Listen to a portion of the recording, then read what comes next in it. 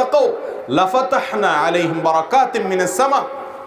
যদি ঈমান এবং তাকওয়া আনে কোন জনপদ, কোন এলাকার মানুষেরা আল্লাহর প্রতি বিশ্বাস রাখে আর অন্তরে তাকওয়া থাকে, তাদের জন্য আসমানের সমস্ত বরকতের দুয়ার আমি খুলে দিব।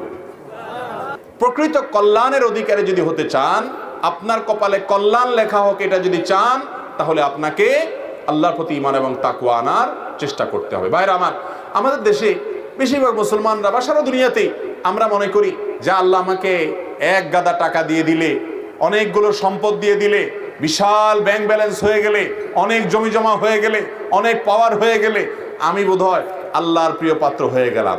মনে রাখবেন, ফেরাউনকে আল্লাহ তাআলা অনেক ক্ষমতা দিয়েছেন, কারূনকে অনেক সম্পদ দিয়েছেন, নমরুদকে অনেক প্রতিপত্তি দিয়েছেন, কিন্তু এর কোনোটি তার কল্যাণ আনতে পারে।